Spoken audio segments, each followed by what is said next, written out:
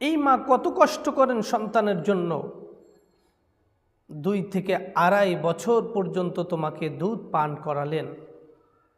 কখনো তুমি পেশাব করে দিলে, কখনো তুমি পায়খানা করে দিলে, কখনো তুমি চিল্লা দিয়ে উঠল। এখন মা কি করবে?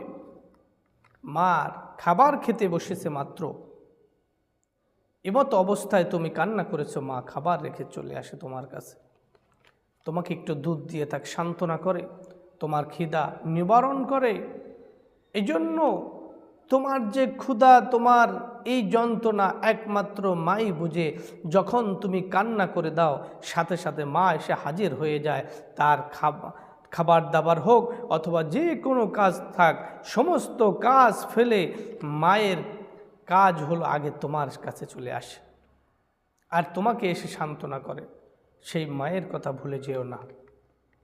যার 2 মাস অথবা 2 বছর অথবা 2.5 বছর পর্যন্ত তুমি যার দুধ খেলে, যার দুধ পান করলে, এখন তুমি বড় হয়েছ, তোমার মা বয়স্ক হয়েছে, বৃদ্ধা হয়েছে, এই মাকে ছুঁড়ে ফেলো না। এই মাকে ভালোবাসো, কারণ মাকে ভালোবাসা পৃথিবীর সবচেয়ে সুন্দরতম আমল। কারণ মাকে যে ভালোবাসবে, আল্লাহ রব্বুল আলামিন তাকে ভালোবাসবেন। মাকে যে যত্ন নেবেন, আল্লাহ তাআলা তার যত্ন নেবেন। মার খেদমত যা করবে, তাকে আল্লাহ রব্বুল আলামিন বিনা হিসাবে জান্নাত দান করবেন। এজন্য সন্তানরা মনে রাখবে, 2 থেকে 2.5 বছর পর্যন্ত মায়ের দুধ পান করেছো। 1 ফোঁটা দুধের যদি তুমি বিনিময় দিতে চাও, নিজের শরীরের চামড়া কেটে মায়ের জন্য যদি জুতা বানাও, স্যান্ডেল তৈরি করে দাও, তারপরও মায়ের ঋণ কখনো শোধ হবে না। এজন্য সর্ব অবস্থায় চেষ্টা করবা মার খেদমত করতে।